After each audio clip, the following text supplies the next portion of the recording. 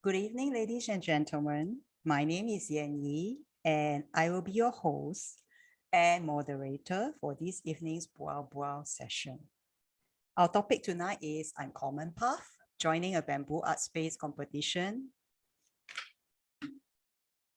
Before we begin, let me give you a brief overview of the competition in order to give you some context. It is an international student competition in architectural design and construction of bamboo. The theme is Bamboo Art Space, inspired by traditional art and craft. There are two sites that the participants can choose for the context of their bamboo art space. One is Nansha Bird Park in Guangzhou, China. And the second is the 29 Guangzhou Garden Expo Ground at Haixinsha Square. The participants are required to select a traditional art and craft they are inspired to showcase in a bamboo pavilion, which they will design. The champion of the Malaysian level competition stands to represent Malaysia in the international level and to have their structure designed and built in Guangzhou, China. We sent 3 teams for the preliminary judging, and 2 of the teams made it to the final 20 shortlist. These 2 teams that made it to the shortlist had to develop their concept design into working drawings with construction details for a final round of judging. And although we did not win the first prize, it has been an interesting learning experience. Before we hear their presentations, I would like to inform the audience that our students were in semester 1 and 2 when they joined this competition. They had no prior knowledge of digital skills, and due to the pandemic, they had to work separately in different homes and some even in different states. I think in any competition entry or even with the outcome of any design scheme, we often look at the finished product and we rarely get an opportunity to have a glimpse of the blood, sweat, and tears that went into the project. The presentations that you're about to hear may not be polished, but I hope you can feel the sincerity of their words as they explain to you how they try to brain this competition in simple, naive faith, throwing caution to the wind. So without further ado, I will not take up any more of your time because I am not the star of this show. So let us begin with an introduction and ice-breaking conversation with all the teams.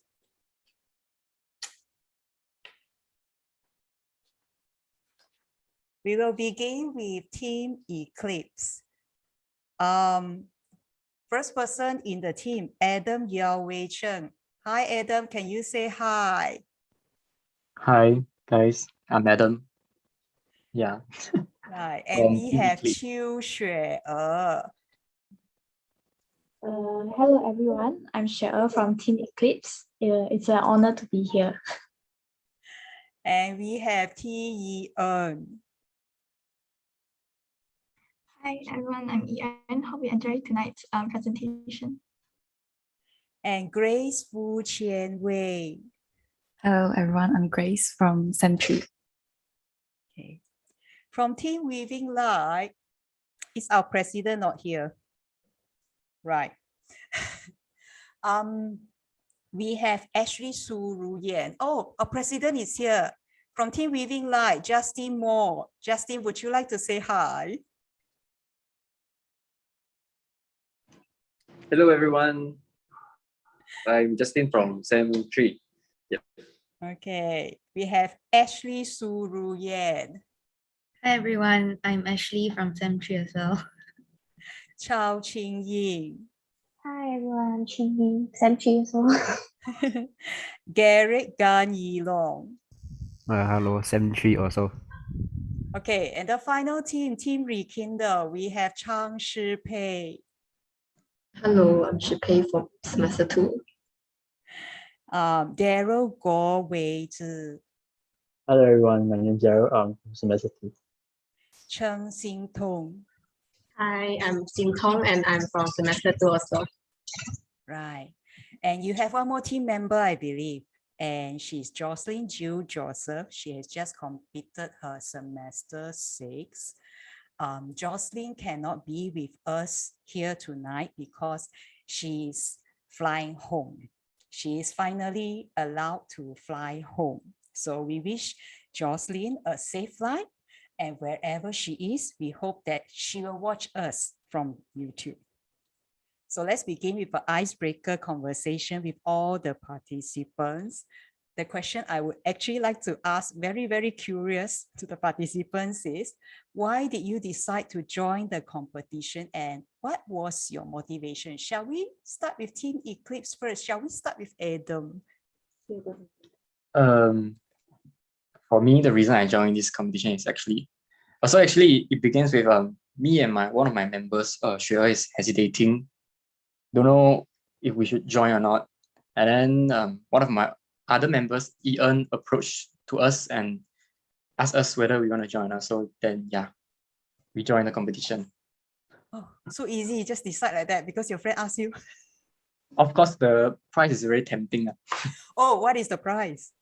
6,000 ringgit. Oh, 6,000 ringgit when you win. Okay, that is a very good motivation to join. 6,000 is a lot of money. Okay. What about you, Xue? Since you approach Adam, so what made you decide? Since it was sem break during that time, so we had actually nothing to do. So we just wanted to join to gain some experience. Yeah. So Ian asked us. Oh, okay. Sem break, very free. Should we not ever give you sem break again? No, just learn experience. Or we should give you more sem break so that you can join more Yes. competitions, right? Yes. Okay. What about you, Ian? It's also mainly because I have not much plan for the, and also because like I feel that sem 2 I didn't do very well in my studio, and I feel that participating in this competition can actually help me to do better in sem 3. Yeah. Oh, okay. I'm so sorry to hear that. All right. Okay. What about you, Grace? Why did you decide to join this competition? Because Xue and Adam approached me, and then I want to gain experience, so I joined. Okay, that is a very good reason. Okay, I totally agree that reason. Okay, shall we move on to Team Weaving Light? What was their motivation? Why did they join the competition? Justin, why did you join the competition? It's I joined because I wanted to do other than just the prize money, but also I wanted to work on some like group project other than assignment, with my friends. So I want to work on some projects other than just regular studio work. So yeah. So it's actually a kind of a bonding thing with your studio mates. Yeah, some break activity. All right, okay. What about you, Ashley? Actually, Justine approached me, and then so I just said yes. And then also I want to try something during the sem break as well because we didn't really have much stuff to Okay. do. President asks you, cannot say no, right? Right. What about you, Qing Ying? At first, like, I wanted to have like some competition experience. Maybe it can look good in my resume or something also. But then also, I wanted to like get better at designing and like my architecture. So I thought that this will help me and make my sem break more fruitful. Then also like I wanted to join my friends. Yeah. All right, okay. So it's really about gaining the kind of experience and pushing yourself so that you can do better in design. Right, that's good. What about you, Garrett? Why did you join? Besides, friend working, aside, this competition with friend is mostly about the price stuff for me. 6,000 is quite a Price. lot lah. Money, okay. Money is a very good motivator. I totally agree. Okay. Shall we move to Team Rekindle? Shi Pei, why did you join the competition?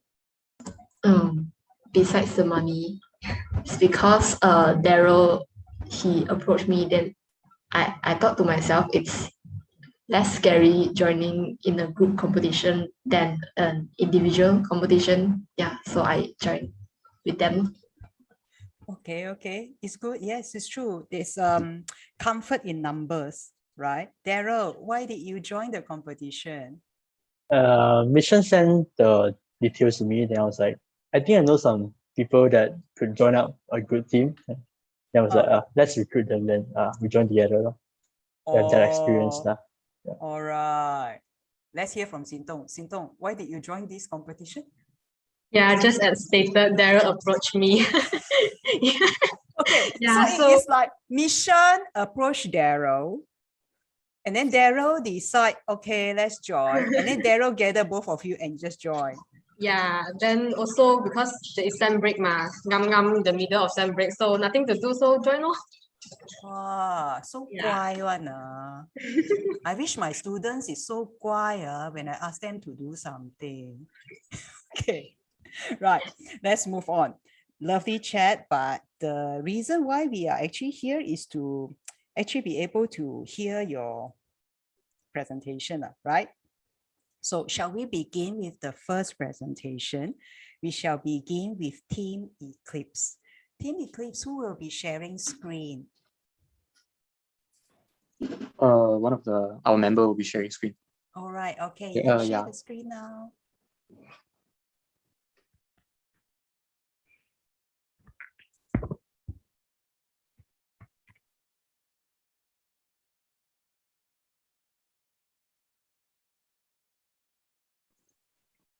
Okay.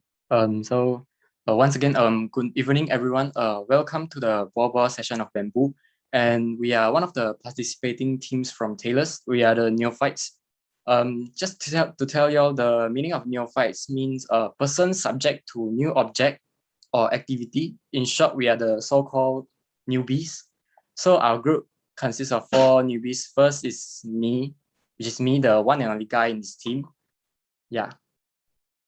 Second member. Hello, everybody. I'm Cheryl, and I'm the second member of Neophytes. Hi, I'm the third member, Ian. And I'm the last member, Grace.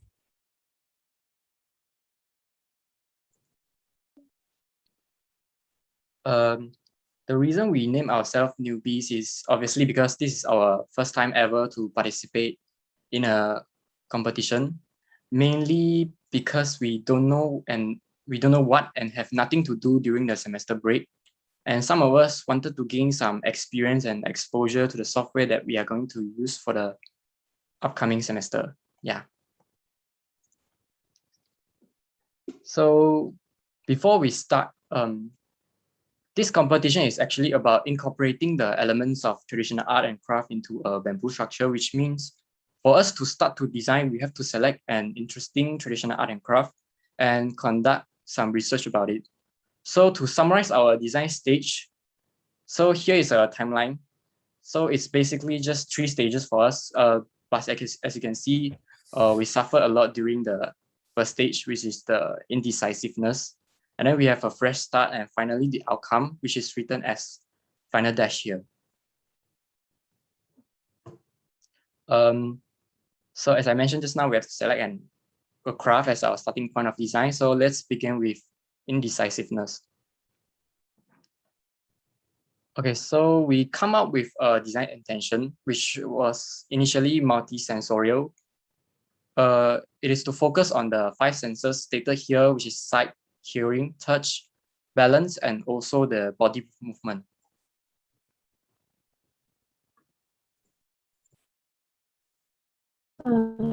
I'll be explaining about the traditional crafts that we chose. So this is actually the first traditional craft that we chose, which is called the angklung. It is a type of Indonesian instrument. It signifies unity as the group to highlight the beauty of harmony. The second traditional craft that we chose was the bamboo weaving from Taiwan. It showcases rich history of bamboo crafts developed from simple weaving techniques to complex ones. It signifies the idea of unity between different regions. This is the last traditional Chinese craft that we chose, which was the lantern. It creates a beautiful night sky when released, and it symbolizes releasing of one's deepest fear or desires. It illuminates your path, and various races come together to release lanterns, uniting people and embracing differences. These are some of the forms that we have extracted and played around with the traditional crafts that we've chosen. So at this point of time, we were overwhelmed with ideas. So we were kind of lost at this stage. So we came up with a solution to separate the tasks individually, but we did not discuss in depth of what to produce as a group. So because of this, it ended up with us producing 4 different prototypes, which actually all got rejected because we were showing too much things at once. And it did not seem like a group work, and it seemed like an individual work. So in the end, all of us sat down and discussed again to scrap our design and start anew from scratch during halftime. And I'll be passing on to Yi-En to explain more.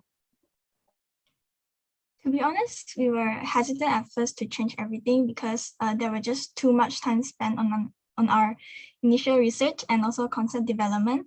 Plus, at that time, we only have like 3 more weeks until submission. So with a heavy heart, we dropped everything and kind of started brainstorming together to search for a new idea to work with.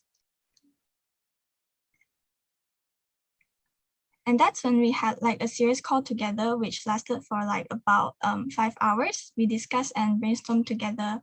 Then we finally decided to settle with WOW as the traditional bamboo craft. WOW is a traditional Malaysian kite that is one of Malaysia's iconic national symbol. And during the competition, we actually have been meeting up with Miss Sume and also Miss Zi, who spent so much of their time helping us improve our design, which we are very, very thankful for. So during one of our meetings, they showed us this short video of a kite flying through the sky. So to us, it looked kind of like it was a literal bird flying in the video. And at one point, a bird came along and sort of like interacted with the kite. And at that time, we believed that from afar, the little bird might have mistaken the kite as a bird. So we were like kind of inspired by this short video.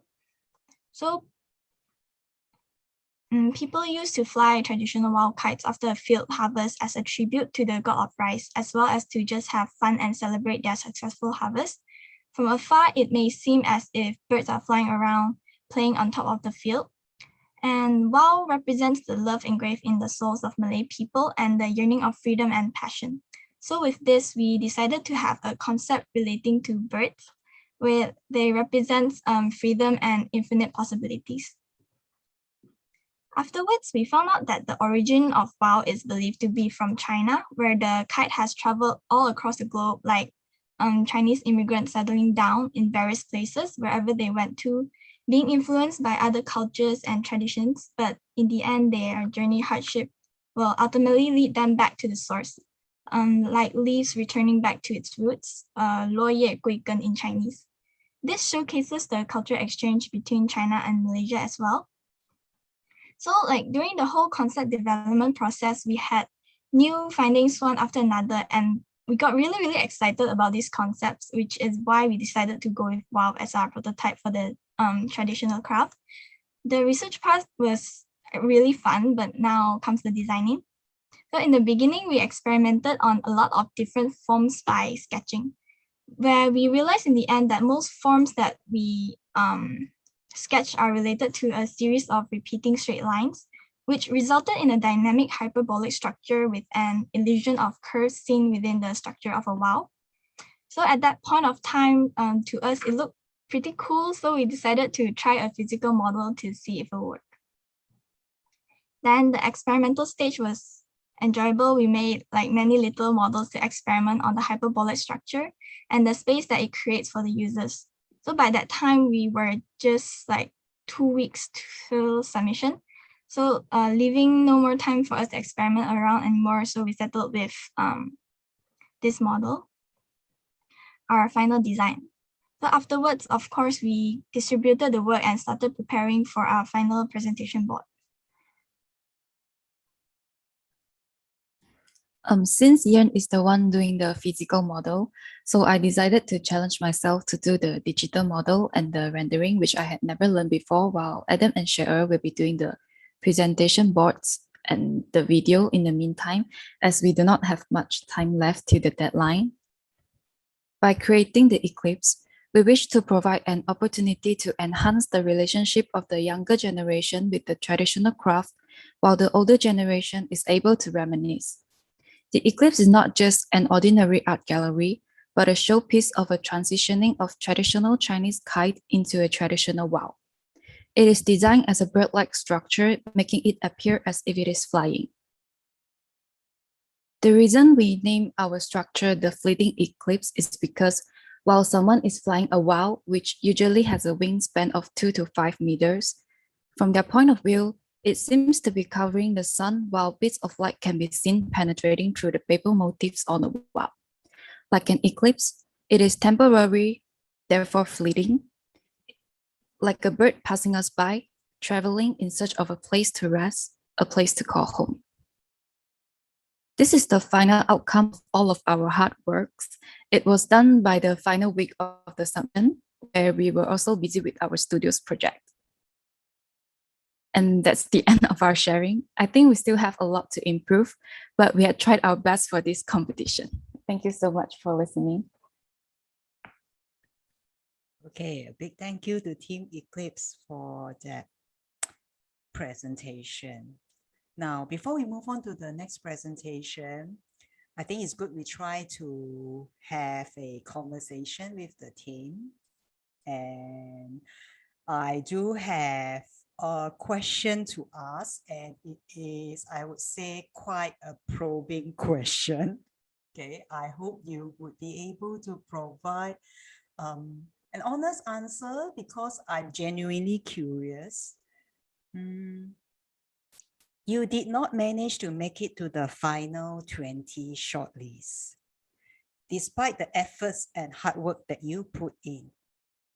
Do you think that this is still something that is worth pursuing and something that you would do again in the future? I'll be answering that question. Okay, so although we have put in an amount of hard work, but compared to the other groups that made it into the finalists, well, we still have a long way to go. Meaning, we need some time and effort to improve ourselves and learn from other participants as well. And I believe like this, we will do better after this learning experience. So it's a great learning experience for us as a group, actually. Not only we get to learn the softwares like Photoshop, Lumion, and SketchUp, and also more about the materiality of the bamboo. Definitely we will do this again because it was fun.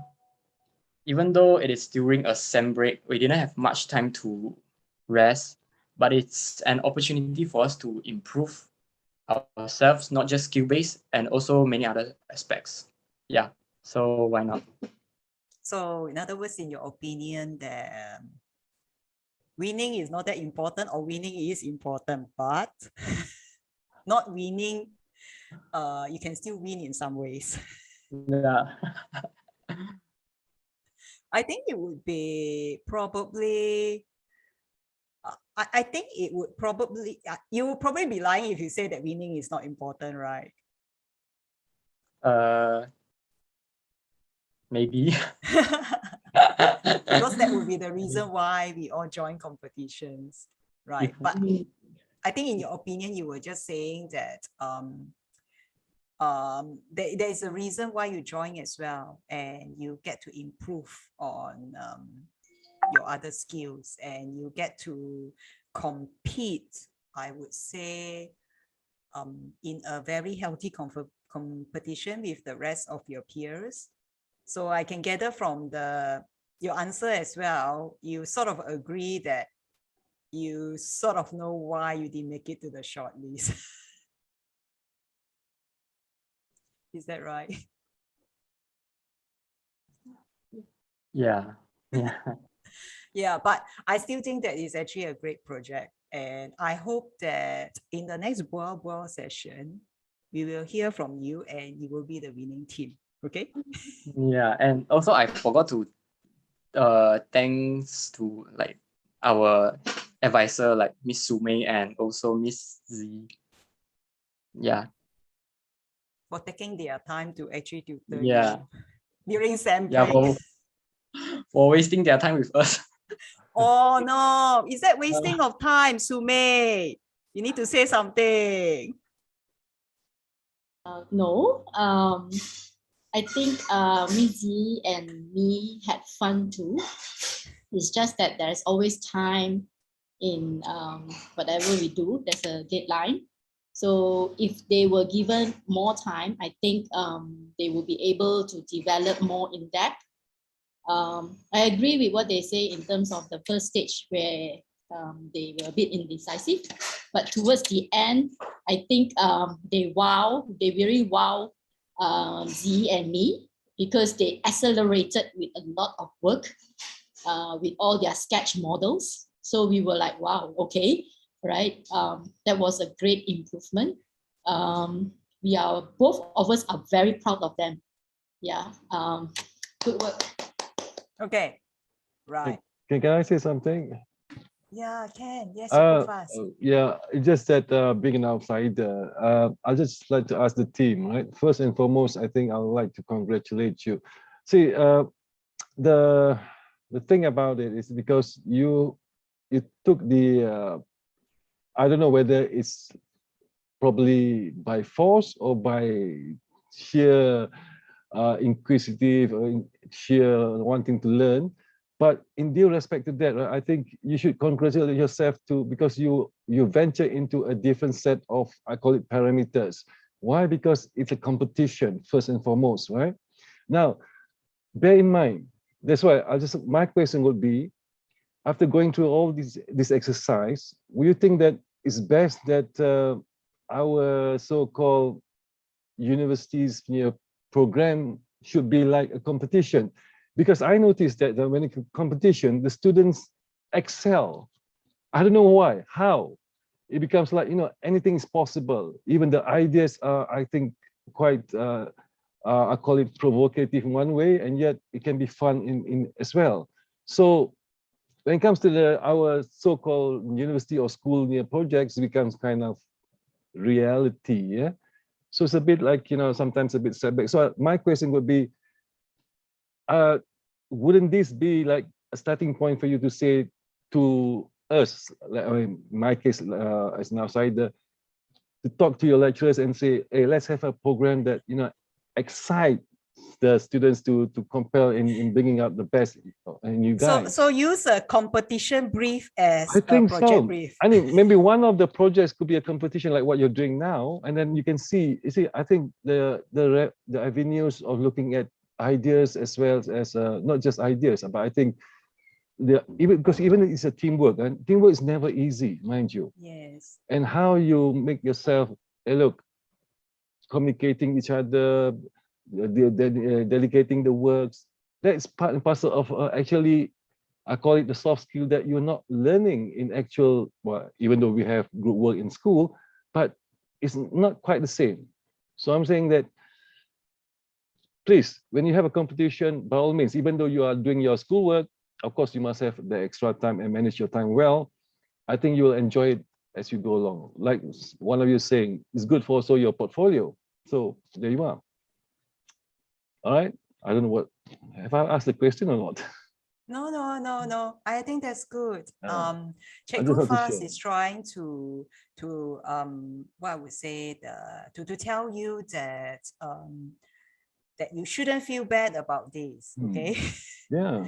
And I think it is a very, very brave step that you have taken. It is better to have already made that step than someone hesitating and like, no, if I'm not going to win, I'm not going to do it. So, but I always feel that you're never going to win the first time sometimes, or sometimes you win once and you may not win the subsequent times, but that's how you learn. You see how to pick yourself up, right? So this is a very, very interesting conversation.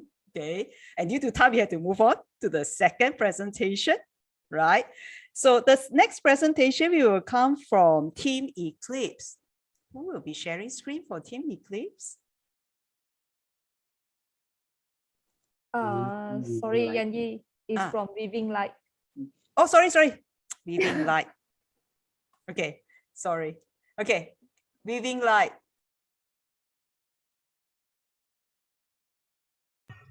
Okay, I'll be sharing the screen. All right, okay. Over to you, President Justin. No. Please don't come back. Okay, just give me a moment.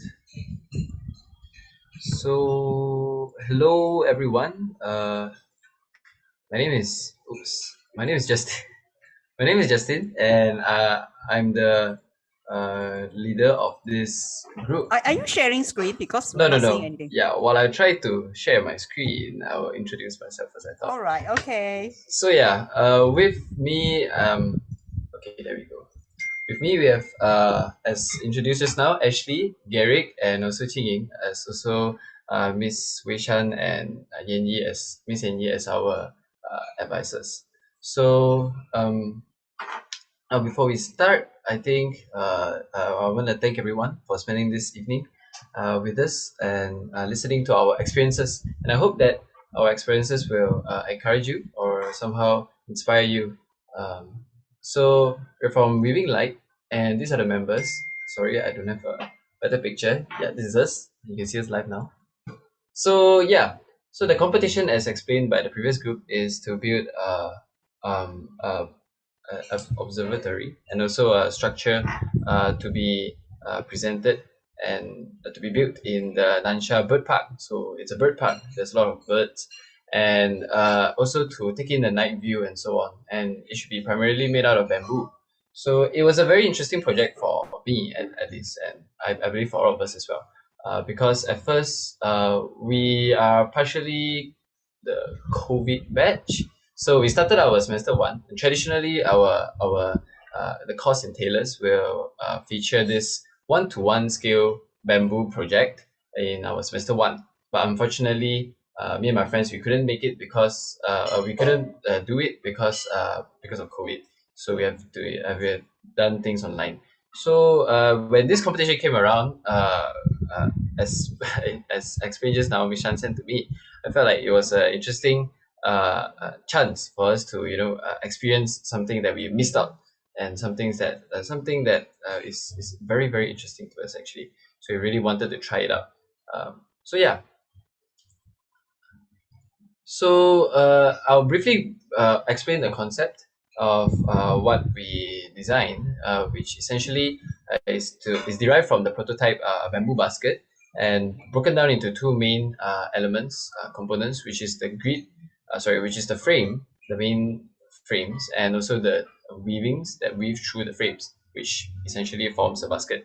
So by breaking these two components down and transferring them into a structural form, we created our structure, which is our proposal and our design, and we managed to get into the top 20 with this design, and we're very proud of it. We are very, very much proud of it. But instead of focusing on the project itself, I think what's more interesting is what we've learned throughout this project and throughout this process, and also our individual experiences handling each of our delegated tasks and so on. So this is what we will be talking about. And as we move on to each of our individual members, we hope that we can inspire you. As you know, to me personally, I find group projects way more difficult than individual projects because there's a lot of minds working on the same thing. As the saying goes, too many cooks spoil the. I don't want to say that, but we want to try something, that when a group of friends, like-minded people, maybe, when we work on something, how would it be? So this is our experience. So I'll pass it on to Garrick. Yeah, so hi, my name is Garrick. So I'll be sharing my challenges and struggle that I faced when I did the physical model. So during the design phase that time, we discussed like which one of us is actually doing the physical model. So I volunteer myself to do it because I have bamboo grown near my house, and also just can go next slide. Next slide. So yeah, as you can see, right, my laptop is not actually like the gaming quality version. So you can look at it by looking at the keyboard, you have no light. So yeah, my friend, Justin, Chi, actually they all got keyboard at their light and I have no light. So the only light that actually produced from my laptop is actually the screen and the on off button itself. So yeah, next slide. So during the designs, during the MCO period, right? So none of them can actually help me do the physical model lah. So I told my dad about the plan. So he's really accept and help me out with this competition. So next slide. So while the rest of my group are designing the model in computer software, my dad and I are cutting bamboo in my backyard and also buy material for physical model. So before they finish their digital model, I did some trial and error for the material and see whether like which material is easier to work with or not. So yeah, it was difficult to find which material is suitable because during Sem 1 and Sem 2, we are only restricted like using 3 material which are balsa wood, white molding board and perspex or any transparent material. So yeah, in the next slide. So yeah, in the end, I decided to use satay stick and bamboo strip which my dad and I trimmed from the bamboo. So the satay stick is used as the grid and the trim bamboo is actually used for the weaving, as you can see from the previous picture of the model.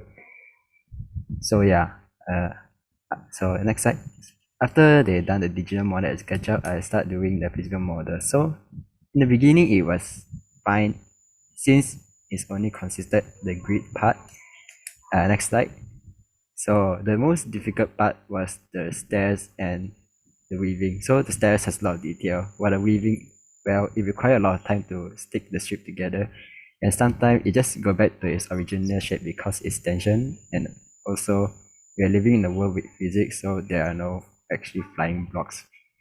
So both the stairs and the weaving required my dad to help me. So yeah, next slide. So it's finished, but as you can see the picture here, there's a lot of cellophane tape which is not actually looking quite good lah.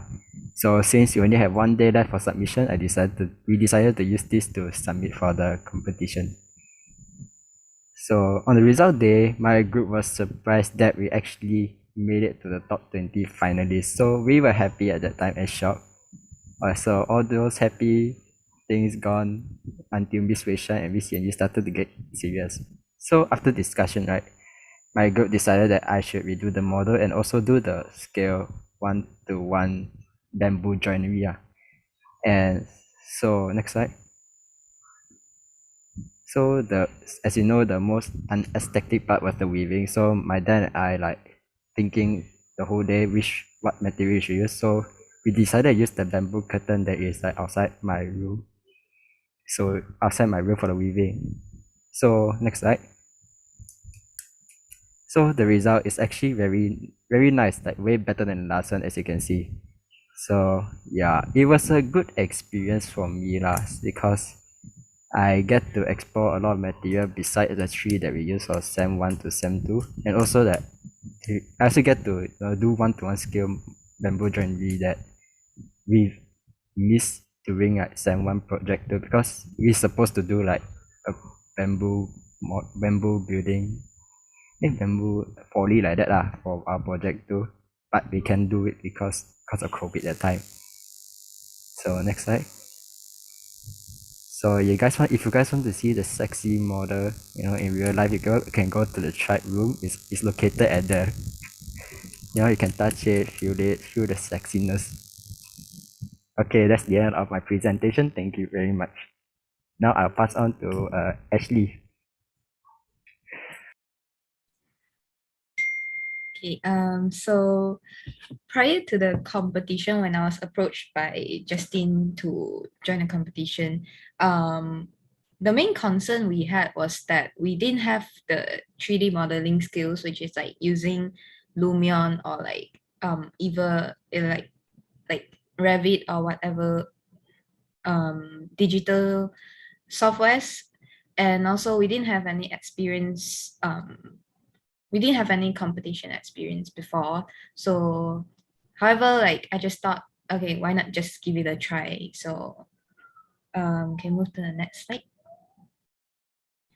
Okay, so the only software we know we are familiar with that time is just SketchUp, but we all know that SketchUp can't do really pretty rendering. So we thought about using Lumion to sort of render the sceneries and stuff. So can you move to the next slide? Okay, so for the grid of our model, our digital model, it was modeled by Justine using SketchUp, but for the weaving, which is very curvy and very inorganic, like very different form, it was really hard to model on SketchUp. So we are like trying to find ways to model it. So there were like several softwares we explored to sort of model this curve, and then was until then we discovered this software called Shaper 3D. Can you move to the next slide? Okay, so we discovered this Shaper 3D software, which is on iPad, and it helped us to model our curvy, which is like very hard to model on SketchUp on PC. So we decided to go with that. And because it's an iPad app and I'm the only one using iPad, so it sort of become like me modeling and my teammates asking me to adjust the design more. Like it becomes them telling me to, go to the left a bit more, go to the front, and then all the time you can hear Garrick saying like, go to the front a bit, go to the back a bit, go to the left a bit. Garrick is a backseat driver, right? Yes. I hate backseat drivers. Okay, continue. Okay, can you move the next slide? Okay, so it was really hard modeling, but in the end the outcome was really good, and we were like so happy with the model itself because it looks really pretty from like different angles together. So yeah, all left was with the rendering, the textures, the colors, and also the sceneries rendering, which Ting will talk about how she did all of that. And now I will pass it over to Ting. Thank you. Hello, hi, my name is Chi, and I will so I will be talking about my experience as well. When I joined this competition, I didn't think much about it. I thought it would be like just a fun experience to join an architecture competition with my friends, and also like gain some experience during the STEM break. And also it is also like focused on using bamboo as its like main material, and it piqued my interest because we were not able to use it in SEM 1.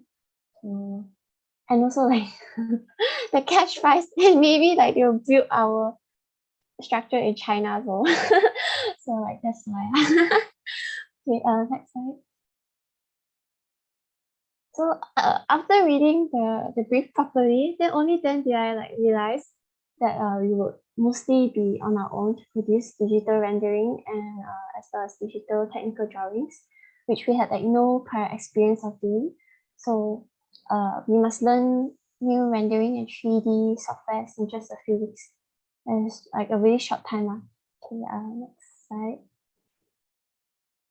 So as we were delegating tasks to do, the others they naturally like chose what they wanted to do, and thus like leaving the digital rendering to me.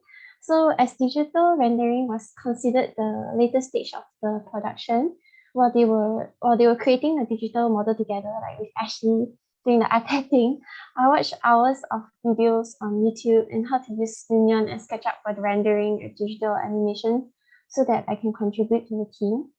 And so there was like a lot to learn in just a short time.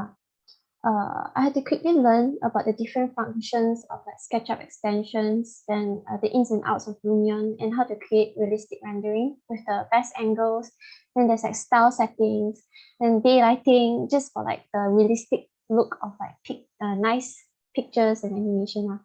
So honestly, putting the textures on a digital model itself already took me around like 2 days, as there was like a lot of curves in our structure, which is like the weaving scheme.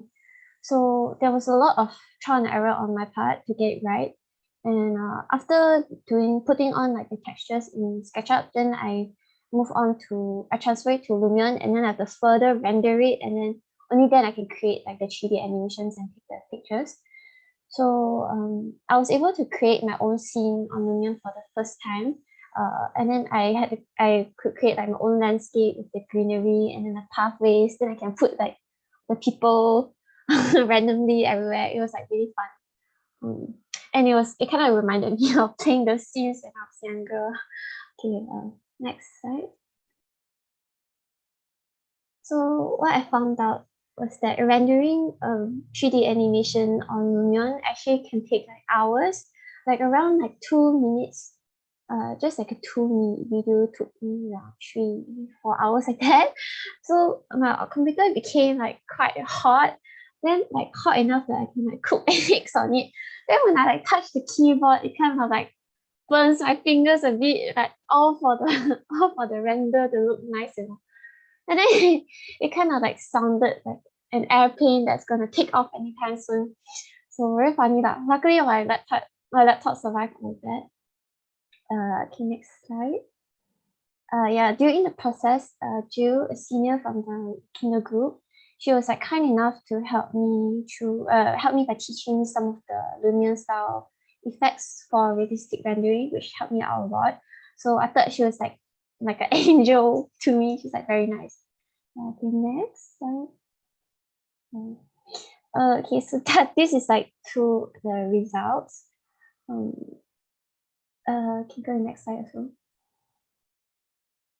Yeah, so these are like some of the digital rendering that I did. So although the photo angles and the rendering effects could be improved, overall I'm quite satisfied with the result under the circumstances that we put in. Like I actually did the Lumion rendering like one day before submission. So I don't know how I managed to do it like miracle. So throughout this journey, I've honestly thought of like quitting a few times, like giving up. Because at first I regretted joining, as a lot of my SandBreak's free time was put into this competition. So not just SandBreak also, but like during the start of this semester, when there was assignments going on. So, but in the end, after seeing the results of our hard work, honestly, I think it was totally worth it, and it was actually a really great experience. And I got to learn how to use these softwares like SketchUp, Lumion, and Enscape and Shaper 3D as well. So actually was really helpful for us in my semester, which is semester 3, because there's a switch from from manual to digital. So I felt like I have like a slight upper hand with that. So yeah, I'm very grateful. Thank you. Pass it to Justin. Yep. So as the process goes, then it came to the drawings, and while everyone is occupied with the model and the digital renderings, which was very beautiful, right? So I had to start working on the video, and also most importantly the drawings. Now these drawings here in its finished form, it looks quite decent, I would say. But when I actually started, it felt so hard to do, because as mentioned by my teammates, we actually have no knowledge of digital softwares and everything. We spent like the first 2 years foundation and also our year 1 using Artlight felt tip 0.5 pence. So changing to this, it's a tough transition, and it's a rough one. And we had a very short time. This was like 3 days, 2 days, 3 days. So yes, I also indulged in hours of watching YouTube tutorials on how to use AutoCAD, how to use Illustrator, post-production, and everything. And although it seemed fun at first, when I thought of, okay, I need to learn all these things, it seemed fun. But when under the pressure of the deadline, it actually is really scary. And I felt the same way as how Qing felt also, like wanting to give up and so on. I feel like every one of us individually felt something like that, and then we feel like, oh, but if I give up, we're gonna let down the other three, and everyone collectively thinks that way, so no one wants to give up. And then so Yeah, I'm supposed to show this earlier. So we really have no digital drawing skills, and I have to pick it up in a really quick, fast pace. And I feel like one of the biggest things that I've learned is that sometimes I feel really motivated to do something, to learn, and to okay, I'm gonna work on this, and I'm gonna improve, I'm gonna finish it, and in the end, I get burnt out because I really can't do it. So I feel like what I've learned is I should actually just do it and trial and error, and there's always no shame in making mistakes uh, and repeating them even as long as it doesn't take a toll on too much of our time. It's always good to try and to learn new things, make mistakes along the way. So so that's about how we finished the entire uh, process. And but what's interesting, bringing back to the group project aspect of this entire competition, is I really felt really happy and glad that we uh, pleasured actually to be able to work with my three friends, very close friends, on this project. And it really felt like all four of us played a very vital role in finishing the project. So without any one of us, it wouldn't be a success, I would say. And it felt like none of us is carrying the project alone, and we're all doing it together. So while on the surface it looks this is what our Miro board, for those who don't know, Miro board is like a collaborative whiteboard where you can just pin stuff and everything. So we are working, and throughout the whole process, this is like the formal part of it, the presentable part, how we ideate it, our precedents, and how we generate the concept form and so on. But other than this, there's actually a lot more going on, and you can see a lot of random sketches, and actually all these are fun, the fun that we had throughout the time. And I think that's very valuable because it's about the experience, and to me it was a very good experience. So I think that's almost the end of our presentation, and we would like to as we have brought everyone together to go through the entire journey and process of us creating this joining this competition. Maybe we can show the video, which is also on YouTube, our presentation video. So Ashley would share screen. Remember to share the sound.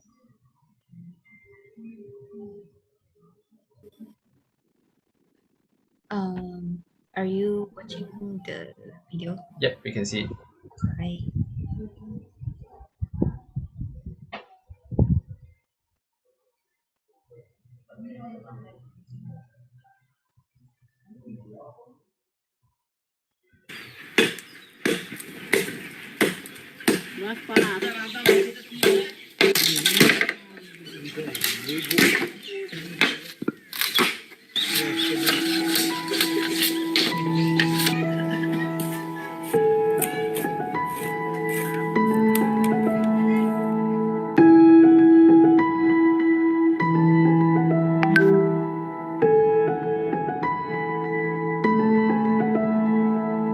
The bamboo basket is a traditional art and craft in Malaysia. It is used as an everyday item in places where its source material, bamboo, can be easily found. Its construction begins with its frame, which determines the size and depth of the basket according to its intended function. Then comes the weavings, one by one woven into the frame, giving the basket its form and its capacity. Having bamboo basket as a prototype, we developed our concept by extracting its main components, the skeleton and the skin. Then we developed our design to resemble the essence of it. Bamboo weaving, in its essence, reflects the growth of life itself. Weaving light is inspired by the relationship between the frame and its weavings. The rigidity of the frame supports the form of the structure, giving it purpose and function. Through a series of interlocking members, the exhibition space is generated, along with an elevated platform which provides an uninterrupted panoramic view of the bird park. The frame represents the boundaries and hardships which shapes our lives. It guides and forms the foundations of a person, yet it does not constrain or limit us. Surrounding the frame is the weavings, woven around and into the frame. Though its flexible and fluid nature contrasts the rigidity of the frame, the weavings complement the structure by enhancing its functions. It embodies our ability to change and adapt as we grow and develop, reflecting the beauty of overcoming hardships. Layer by layer, it guides the user's experience while weaving light into the structure as well. Only through the combination of the two, one can experience the beautifully framed views, the light woven into the structure, the exhilarating view of the park, and contemplate on the layers of life and growth.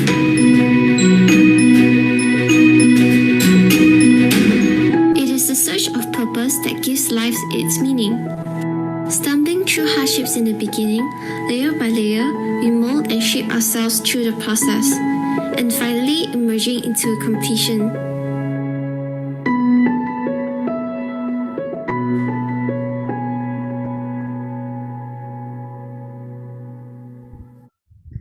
That's all for our presentation. Thank you. Right. Thank you for that very hilarious presentation from Team Weaving Light. I do have a few serious questions to ask though. My first question is actually to Justin. I hope he can answer only because he said so in that part of his presentation. Justin, you mentioned that one of the reasons you joined the competition is because you missed out on a chance to build a full-scale bamboo structure while you were in semester 1. And I think he explained to the audience that typically in semester 1, our project brief requires the students to build a life-size structure in groups of 6 to 7. So those were the days pre-pandemic, and they would actually stay overnight in the studio and cut bamboo and drill bamboo and tie bamboo, and I guess they don't want to look at bamboo anymore. Maybe that's the reason why they are not joining the competition. Anyway, so Justin, you were saying that it's because you missed a chance to build a full-scale bamboo structure while you were in semester 1. Now, was seeing the full-scale life-size structure on campus your motivation to join architecture? And in your opinion, how important is being able to build a life-size structure beneficial for your architectural education? Wow, that's a very long question. This affect my marks? All right. I think not graded. I think back then during foundation, some of my friends are also from foundation, FNB. I think during my semester 1, we've actually seen was it Jesse? I think it was Jesse, which is the current Sem 6 batch. I think so. Like they were building their structures, and we will be staying in campus all night, drawing some really basic foundation plans. You know, at that time it was this landscape proposal thing, and then we would just go down for dinner and we see the seniors working on it, and it looks so cool. It looks really cool.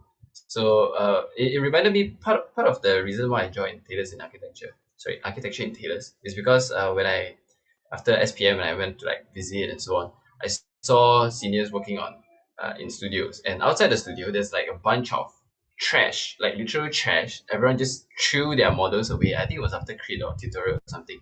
Everyone just piled everything there like, as if they don't want it anymore. But it looked so intriguing to me. It looked so interesting to me. And so if this is the thing that they throw away, then what is the thing that they actually wanted, you know, what they actually want? So it really gave me this push to join. And seeing the life-size models actually assured my decision, and maybe even more interested in taking and continuing into degree. So I think it's very important because it gives a reality, it brings the reality of the drawings and everything right to your to a very physical form. You can actually feel it and actually experience it, and not just through drawings. So to be honest, until now we also haven't had any one-to-one scale yet, and maybe there could be in the future. I do not know, but yeah, this competition definitely gave a little bit more taste of it. Right. So those structures were a very good advertisement, I gather. for students who want to do architecture, right? Okay. Thank you for your answer, Justin. Now, I have one question for Qing Ying.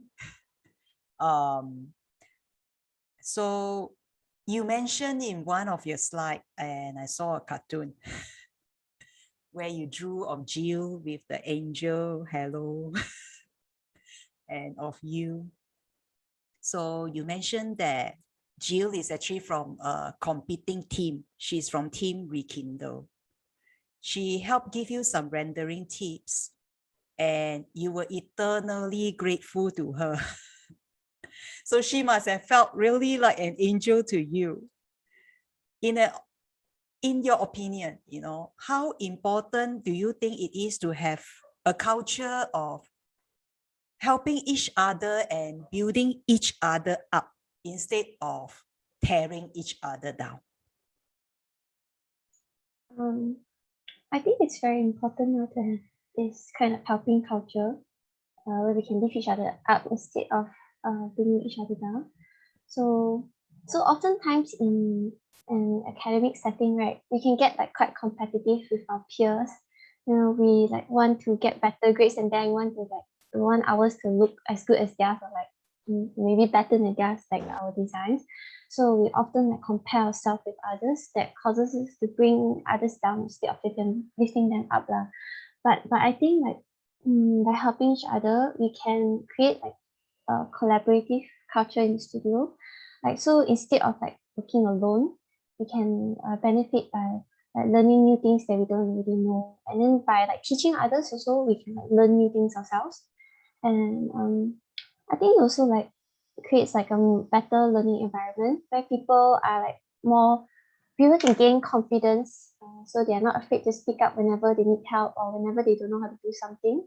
So that like I think can make us more efficient, and like we can create better results in our work. And then it's like a win-win situation for both sides, like helping and also being helped. Yeah, because I think I gather what you're trying to say is that you don't lose anything when you help others, because when you teach them, you're actually teaching yourself. Okay, right. I would really love to continue the conversation, but we do have one more final team, and we will be listening to their presentation. So the final team who will present to us tonight is Team Rekindle.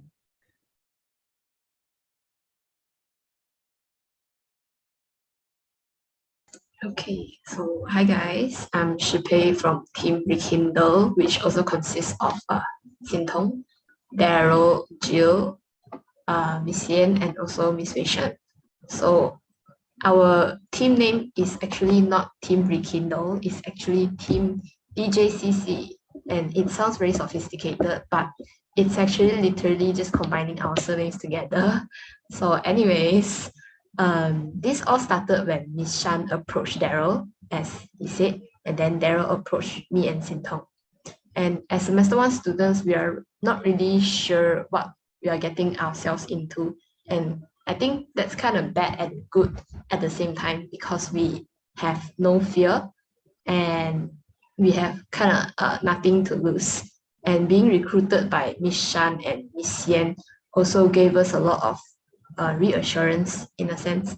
But our only concern was the digital renderings. As you guys heard from the other two groups, they suffer because we also had zero experience on that part. But thankfully, Jill from semester 6, she graced us with her presence, and she volunteered to take on the digital renderings for our group. So that also gave us a lot of confidence. So the team dynamics for Team Rekindle became very clear, and it's kind of like an unspoken rule where for Daryl, he is the one who will be producing the video because he has like experience in video production. And for me, I have like a tiny passion for narrative and concept and design thinking. And for Xintong, she has like very skillful hands. So we just like throw the physical model to her, and luckily she also accepted it. And for Jill, of course, she'll grace us with her digital renderings, and also our lovely tutors, Miss Wei Shan and Miss Yan Yi. Yeah. So we started with building the narrative, and we picked Wayang Kulit because we had an initial idea of playing with the light and shadow. And it is clear that this art space that we are building, we don't want it to kind of be solely like a structure. We also wanted the user to appreciate the experience inside the structure. So upon research, we also found out that the status of Wayang Kulit in Malaysia is kind of dying. And this gave us an urge to, and a sense of purpose to pick this dying art form and to revive it. Initially, we also wanted to add in some Chinese traditional architecture elements since it will be built in China, and by adding this, we can kind of like, get the judges' hearts. So we picked the Chinese TU-teLog because of its circle form and centralized organization, and we thought of having the Wayang Kulit shadows be surrounding the users, and to us it felt quite fitting at first and we were quite happy. However, Miss Shan and Miss Yan, they totally just rejected the idea because they gave a pretty valid point, which is like the Wayang Kulit and the TU-teLog, it has no relation to each other, and by combining it together, it feels really forced if we do so. So we were told to retrace our steps and delve deeper into the relationship between Wayang Kulit, bamboo, and Chinese traditional architecture.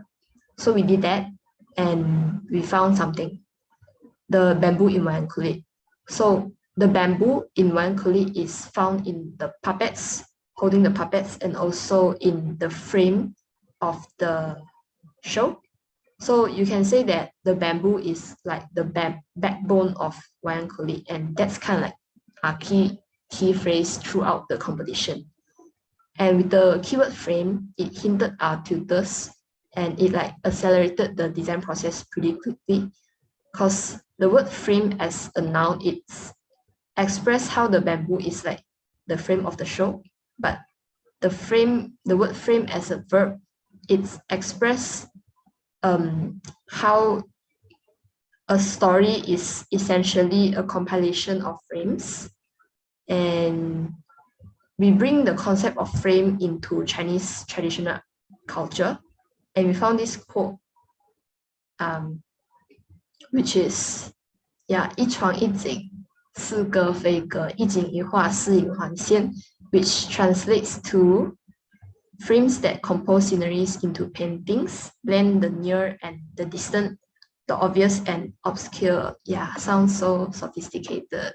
And it means that in Chinese architecture, in Chinese culture, framing is done very meticulously so that what is framed is as beautiful as a painting, as you can see in these pictures. And with these two elements, we are very excited to see how we can combine the both cultures by using both of their advantages. So yeah, this is our general direction. And now I'll pass it to Sintong to talk about how we prepare for the final and the preliminary submission. Yeah, so hello everyone. So after our narrative is out, right, we have an objective, we have our aim, so it's time to decide the form of our structure. So since it's like quite clear of what we want already, like the spiritual exchange between the Wayang Kulit and the user by using the shadows, we kind of brainstorm on the possible user experience and those kind of, magical instances that can be caught in the structure itself regarding with the user. So at first we have not so much idea or direction we had. Then other than the frames like Shipei stated just now, and you can see that these are all our forms, our initial sketches of the form we have in mind. Then suddenly the idea of carving out a whole of a plane to make a frame actually just popped out, but then it didn't quite sit right with us because as you can see in the pictures previously, those kind of circular frames actually make it very weird, and it doesn't actually fit right with our feeling that we want, because the keyword is kind of an art space, and this is quite like forced into the structure itself. So hence then we actually researched more about the wayang kulit, dissected the tectonics and stuff, and then we make it into our ideology, which is the construction behind the wayang kulit, which is the frame, the skeletal, and the skin. So this actually turned into the direction of our form making, which we struggled on the most previously. Yeah, and this is the bending of the curvy elements inspired by the canvas, the rectangular canvas of the puppet show.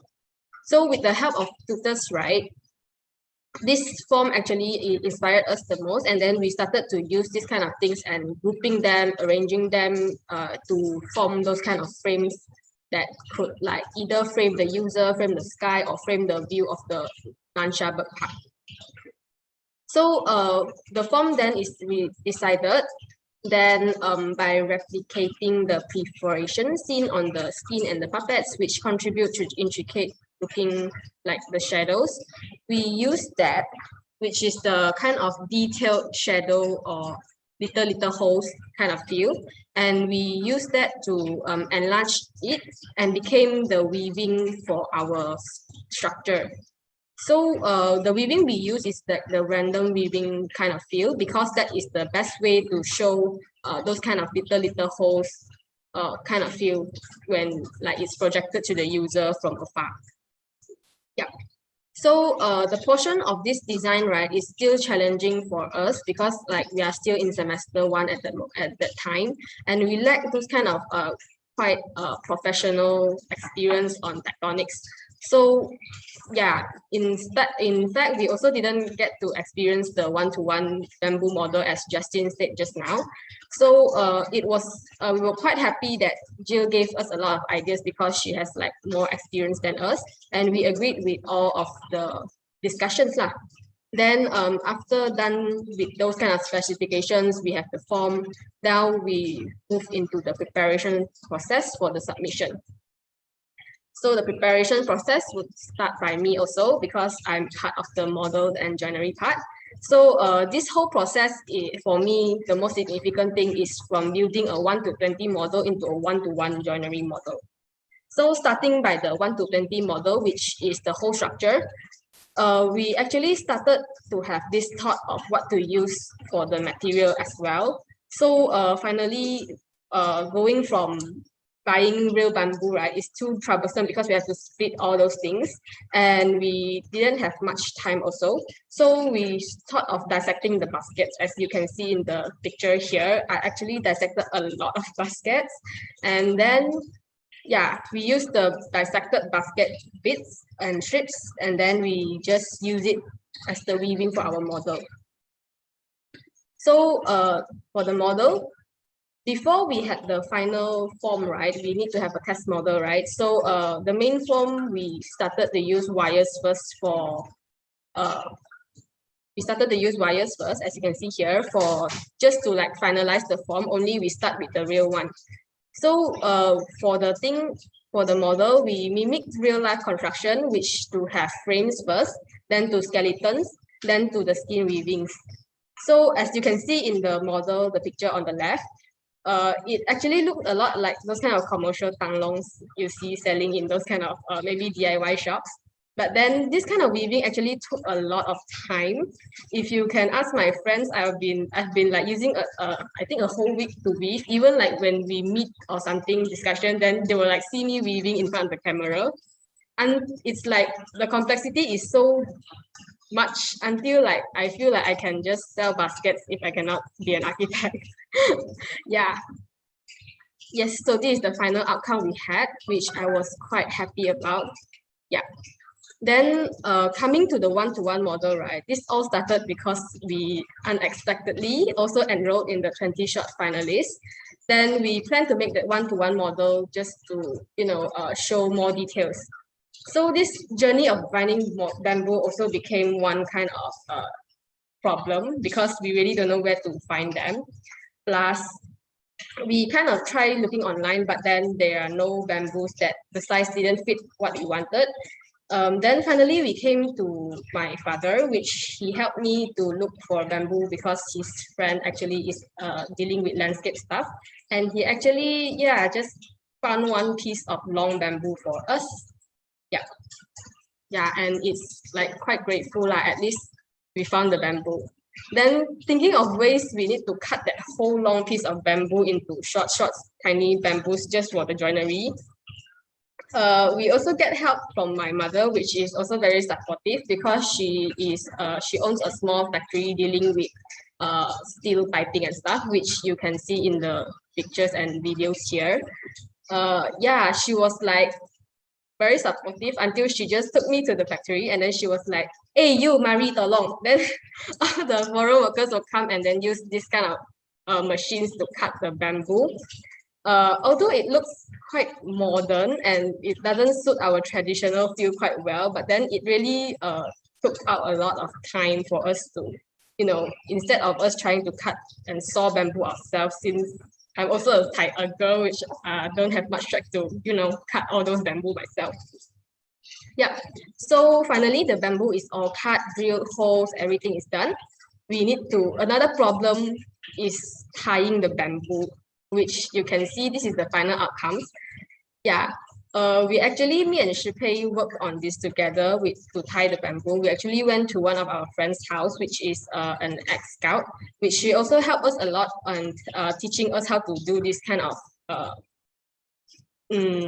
tying, this kind of basic tying knots.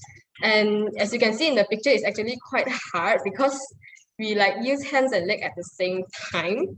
And then, yeah, because we need to pull the rope so tight that it can, guarantee the workability and stability of that joinery itself. So yeah, the sense of accomplishment actually filled our hearts when we finally success in tying the bamboo joineries. Yeah, so after everything was settled, right, we plus the video and stuff, we still, because of the copyright, we actually need to cut off a lot of videos that we found online. So yeah, because of the copyright thing, we changed a lot of the videos. Then we suddenly realized that we didn't have this wayang kulit scene in our video. So it's very weird since our theme is wayang kulit, but we don't have the puppet itself. So we decided to make our wayang kulit ourselves, which, yeah, this is the frame that we made. We used the bamboo that actually Shipei bought, which is a very thin bamboo. And then the cloth is also bought on random cloth shops. Yeah, then with this kind of thing, we actually use watercolor paper instead of real cow skin to make the wayang kulit, which the process was really hard because all those holes are driving us crazy. So because it's also near our submission of studio, so we stayed up all night doing that. It's when I'm cutting, then Shipei take turn to sleep. Then when she's cutting, then I take turn to sleep. Yeah. So yeah, the final outcome was actually quite nice. Yeah, and yeah, I quite enjoy doing the whole thing because yeah, it's a good experience. Yep. Then I will pass to Shipei for the presentation board part. Okay, so since Sintong, she's doing the physical model and Daryl is doing the video, so organically, the leftover presentation boards will be done by me. But as someone from semester 1, I really have no idea what a presentation board should look like or how to do it. And when I read the brief, it says 4 A1 boards. And I was thinking to myself, what is 4 A1 boards? What is A1? What size is that? And especially when you have to do on the computer screen, you cannot really tell the size of the board. So I have no idea what is the concept of the size in relation to the amount of information I needed to put into the boards. And my experience and knowledge in presentation board is stuck at a Pinterest scrolling level. So I had a lot to catch up on. So I started to refer and replicate other competition submission presentation boards. And this resulted in this quite minimalistic look, which is so hated by Miss Shan and Miss Yen. They hate it so much.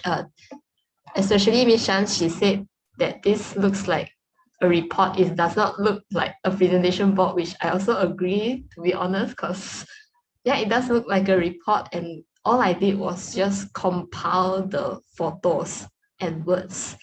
So with minimum time left, I panicked a bit, and she told me to start treating it like a poster, which I did. And I redid the whole 4 boards in like the last day. And one of the unexpected struggles is my computer not cooperating with me. Although my computer is not as bad as Garrett's computer, it still has like the LED keyboard, but it's still not good enough because the renderings that Jill did are in such a big size that when I add it into the Photoshop, it just starts lagging for a few minutes. So every time I add one picture, it'll lag a few minutes. And sometimes my computer will just decide to shut down on me without saying anything. And I would have to restart the computer. And at that point of time, I lost all my progress and just had to redo. But thankfully, although it slowed down the process, thankfully we managed to submit for the preliminary round. So this is the updated version, updated boards for the preliminary round. And as you can see, it's like, it looks more like a poster and a presentation board rather than a report. And at that time, I wasn't really satisfied with this work. So I thought to myself, if we get into the final, then I have a chance to redeem myself and prove my worth once and for all. And okay, we did get into the final, but the final submission date, it fell on the same day as the Studio Project 2 submission. So I was like, ayo, okay, never mind. We were rushing the both of the things simultaneously, and I had to rush both Sintong's one-to-one model, the wire collet, all the things, and also the presentation boards.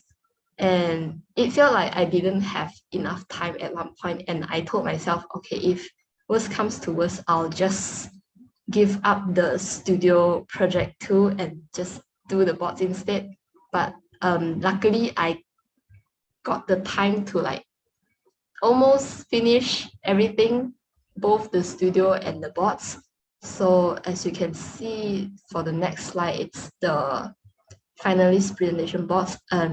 It doesn't have a lot of changes from the last board, but the composition and the organization of contents is definitely improved from like the comments we got from Miss Shan and Miss Yen. And yeah, my computer also didn't cooperate. So at one point I had to get emergency help from Daryl and Sintong to help me do the board. So essentially it's like 3-person doing the board, but it's me drawing on WhatsApp with what to put where, and send them, and they just do the work. But finally we did manage to submit everything on like 11:59 on the dot. So I'm quite grateful for that. And I feel like for these boards, it's not like I'm not satisfied with it, but I think if there is more time, I can do like better. But as a first timer, I think this is quite a good start for me. Yeah. And now I pass it to Daryl with the videos. All right. Hi everyone, my name is Daryl. Maybe I can show you some of the renders in full images because the boards are kind of small.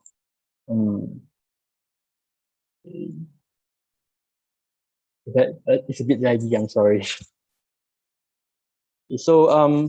So basically this is the structure, and since we're talking about framings, right? We will show the use to include some of the renders of the actual framing. So as you can see, the framing of the structure, the framing of the entrance, and also the framing of the sky. We also strongly design our structure in terms of the user experience, so showing the interactive spaces, there are these two renders. The first one, which is interacting with the wayang kulit, and second one is also like interacting, but in the evening, it actually projects the user shadow onto the screen.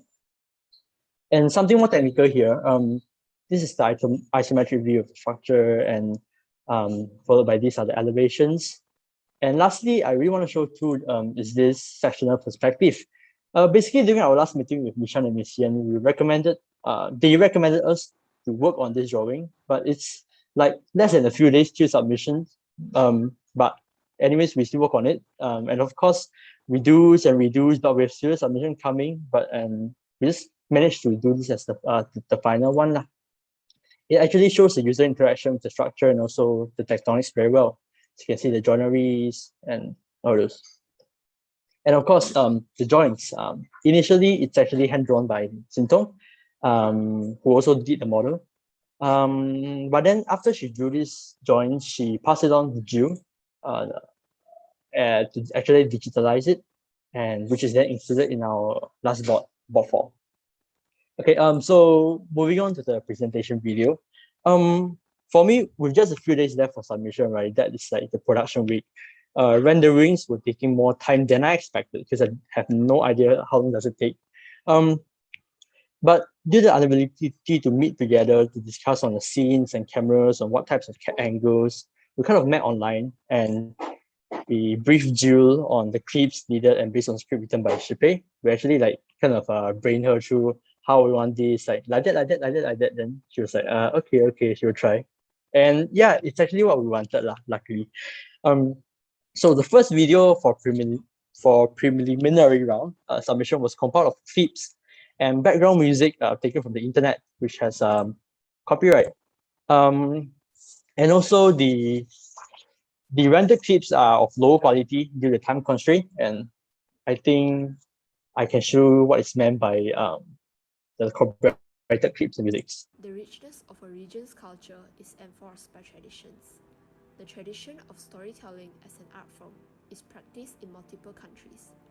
Japan's Kamishibai. So as you can see, there's this source down here that we sourced the YouTube video, which I also found out that actually our video is not featured in their YouTube channel because it has copyrighted items. So that was kind of one of the sad things, you know. Okay, never mind. I think I'll skip this video and show you the final video. All right, so for the second video, sorry. Okay, so for the final video, it's actually 100% original. Everything we shot on our own, like what Sintong mentioned just now.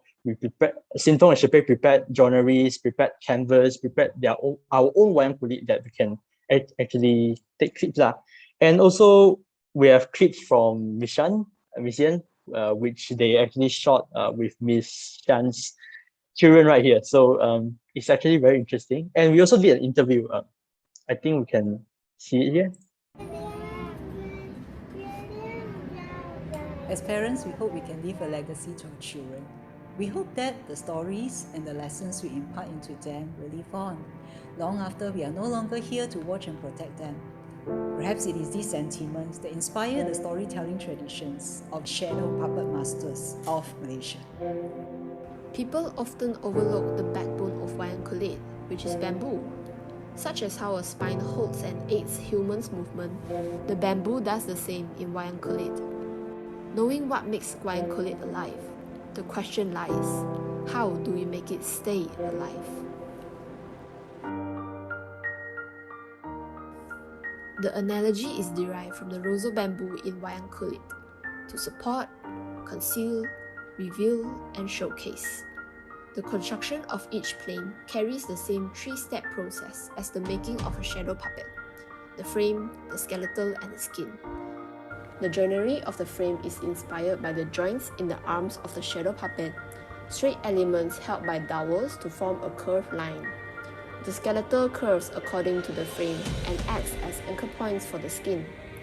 On the inside, the bamboo works similar to a wayang kulit stage, providing places to hang the canvas. These 4 curvilinear planes may not seem significant separately, but when assembled strategically in a centralized manner, harmonizes and orchestrates a series of frames within frames and spaces within spaces, borrowing from a traditional Chinese framing technique. Just like the Chinese saying suggests, the structure is to be experienced like watching a wayang kulit show, scene by scene.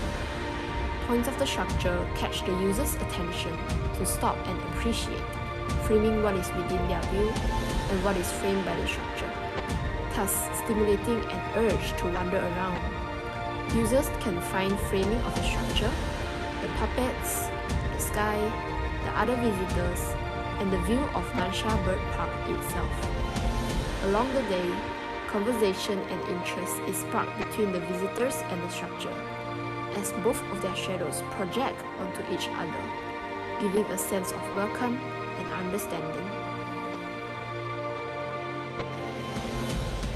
By letting what is always working behind the scenes shine in the front lines, we cherish the capabilities and strength of bamboo, plus exchanging hints of China's traditional building mythology. Wayang kulit, what was once a dying tradition in Malaysia, is soon rekindled.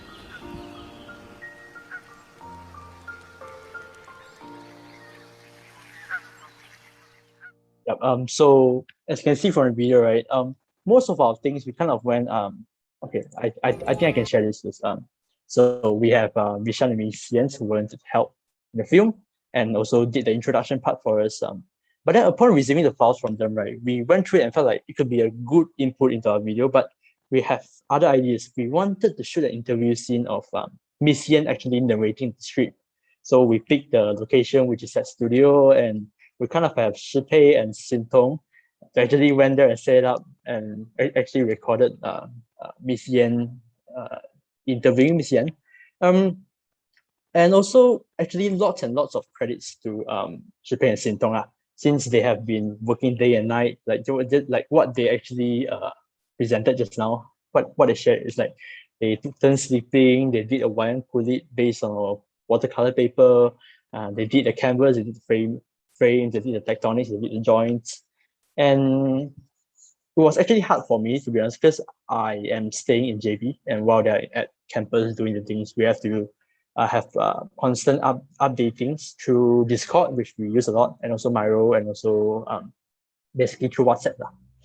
And also, what is special about this video is how we played with the frames. So like what we did with what we focus on, which is frame in our structure, we did it in our video. So at first you can see like actually at first you can see that the introduction is actually like a full screen, and then upon going into the renderings, like showing our structure, it becomes like the frames become into a cinematic frame. So that's how we bring and draw the viewers into the video. Yep. And basically, yeah, this is the comparison with the frames. And yeah, I think that's pretty much concludes our sharing session today. And thank you a lot for actually listening. So thank you very much. Very impressive. Right. Let's just have a short conversation. I'm very intrigued, in particular, to ask one member of your team, Shi Pei, a question. Because I was listening to your presentation, and at one point you were saying,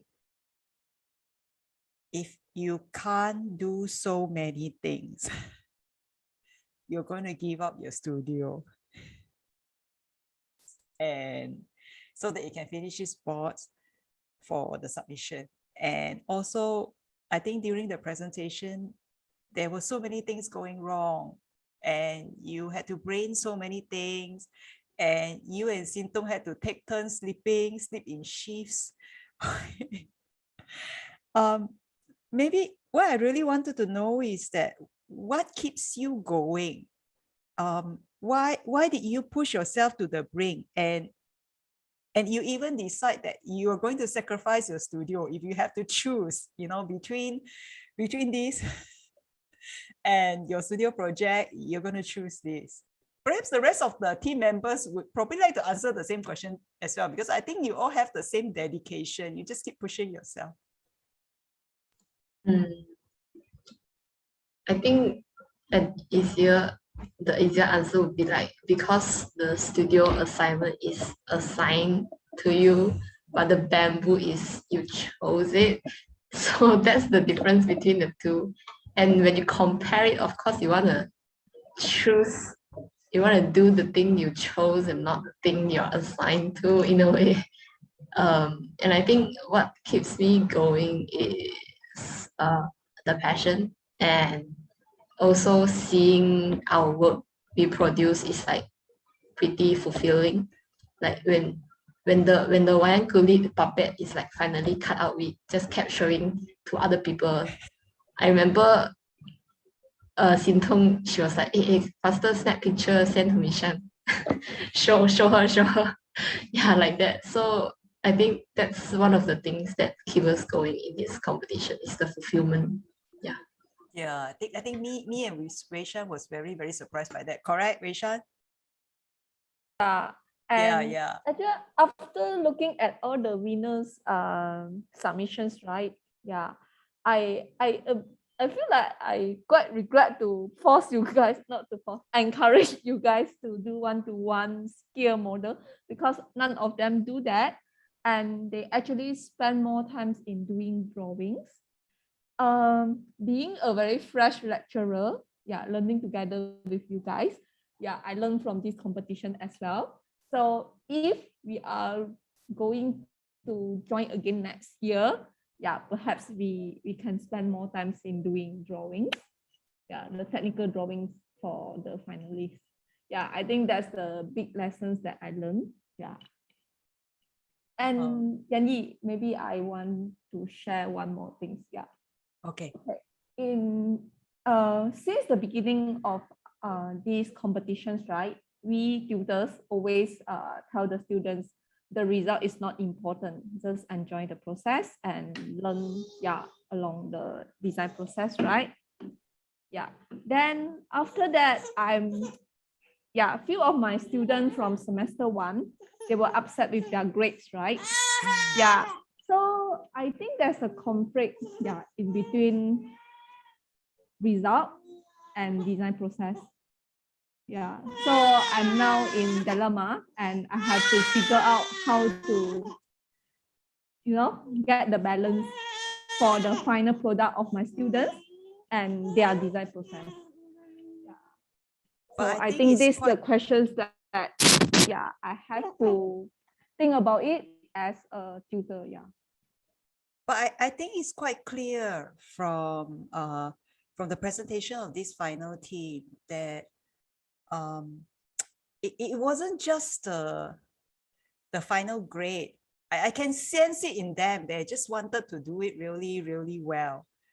And if they win, it's a bonus. I think. I don't know. I mean, like, maybe before I move on, I do have one more question for them. But I think, okay.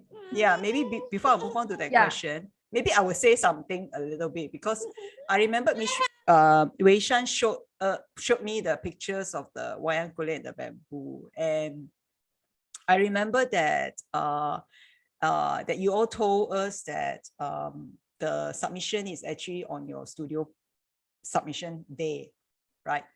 And at the same time, we felt very bad. I remember in the Zoom meeting, and we were both saying that, okay. Your video is has this copyrighted stuff that you need to replace. And I remember in our mind we were thinking, it's okay. Leave it to us. We'll figure out what to do. We'll figure out what to do to replace that part. So I remembered I teamed up with her, and I was giving her all instruction. I said, I want you to frame your kid doing this, and I want them to say something, and I want to hear the voice clearly and everything. Actually, now I think back, I'm also treating her as if she's a student. So she will send the video to me. She said, okay or not? I said, hey, why is it portrait? I need it in landscape. Yeah, then I have to tell Miss Yan, okay, I will do it again. and then she will text me, no sun, I cannot film again. I told me, funny. Okay, I do it, I will take a night scene. Yeah, then end up the night scene is better. I have the rabbit, actually I cut the rabbit by myself. Yeah, because my kids is just like 7 years old. Yeah, she can't use the brake so well. I remember she actually, even, I do the model as well.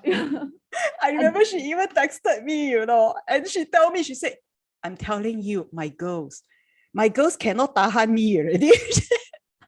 This is like the up team take already. And she said, and I also cannot tahan myself. And I think my student cannot tahan me already.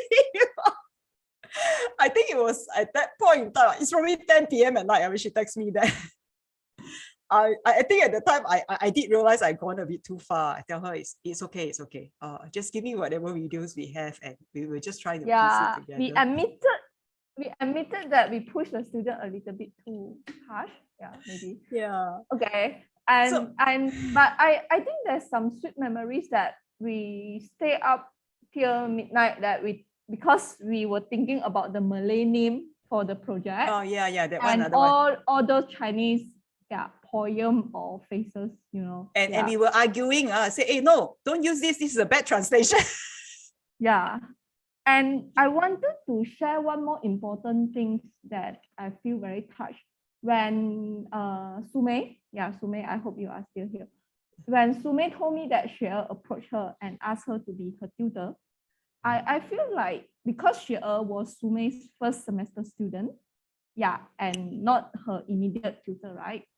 So I feel so touched because I see the engagement in between lecturer and students. Yeah, I think this competition gives the opportunities as well. Yeah, it's like a bridge, to connect the tutors and students. Yeah, I think that's the precious part. Yeah. Yeah. Sume, and why you rejected their sketches? Some of the sketches quite nice. Which one did I reject? You didn't listen to Yi En's presentation. Yeah. She said that she had to start all over because he said no. I think they started off. I think it's also because it's online and everyone is geographically situated at a different location. So they started off doing works individually. Yeah. So they have individual thoughts. Correct me if I'm wrong. Yeah. Xue and Adam and Grace. They started to do their work individually. So maybe I'm not blaming you because we rejected their ideas as well. So then I think ZE and me told them that this is a group work. You know, it should actually portray a teamwork rather than an individual team by each member. So and then they try to merge all these ideas together. So we're saying that they are all not that integrated in a way because they are also very hardworking in a way. Yeah, it's a semester break. Yeah, they are supposed to so-called enjoy their semester break, but they took time to actually look into it. And I think one thing is different in terms of having competition during this period is that everybody is at a different location and they are required to actually discuss via Miro platform or via WhatsApp or Zoom or Teams, you see. So that is an extra effort from the students as compared to let's meet up at McDonald's or wherever, you know, to discuss about our work, right? So I think I would like to applaud to every single students here who have put in so much effort in their work. Yeah, but of course I'm still proud of my team lah, all right? You have to say that, I know. All right. No, I actually I am very proud of them. And I think that I would say that for me personally, when Daryl and Shipei and Xing Tong asked, say, Miss Yan, can we interview you and film you? You know the reason why I said yes? Because I saw you cutting all those wayang kulit and cutting the bamboo and everything. When Mishan showed me the pictures, I was so shocked. You feel guilty, right? I feel very guilty. I look at them, I said, I told them not to do that. Go and concentrate on the studio project. Why did they do that? And then, so when they ask, I immediately go, okay, yes, can. Just come to the studio, you know. And I even asked them, what exactly do you want me to say? How exactly do you want me to act? You know, just tell me, you know, I will sit where you want and everything, you know. So I guess I I felt very inspired because I thought, wow, there's somebody who is willing to go all this extra mile, and all they're asking is just this little bit from me. I think it's okay. I can do this, you know. So I think maybe one of the final question, and I wish, and I feel I really wanted to ask this question because I'm very, very curious. Okay.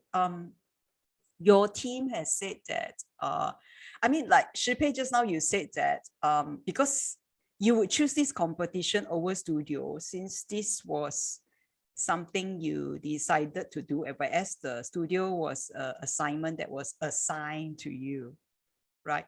But at the beginning of this competition, I guess, it wasn't out of your own initiative to join, I would say, from the earlier Q&A, you know, where Daryl said that because Mishan approached me, and then okay, then maybe I'll join her, you know, then I'll get Shipei, and then I will get Sintong. So it would seem that, you know, it wasn't really like compared to Xue actually approaching Mitsume.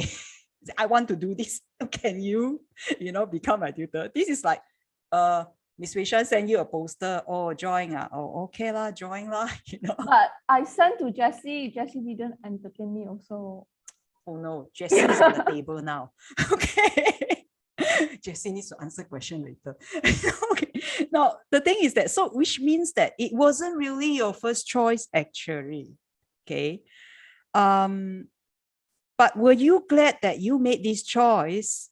And even though it was not initiated by you, how do you feel it has changed you? And is there any value sometimes in doing things that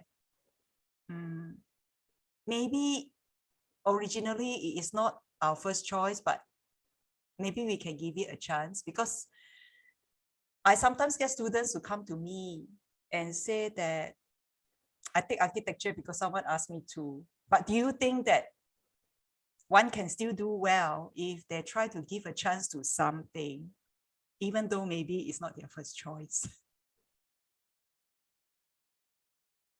Okay.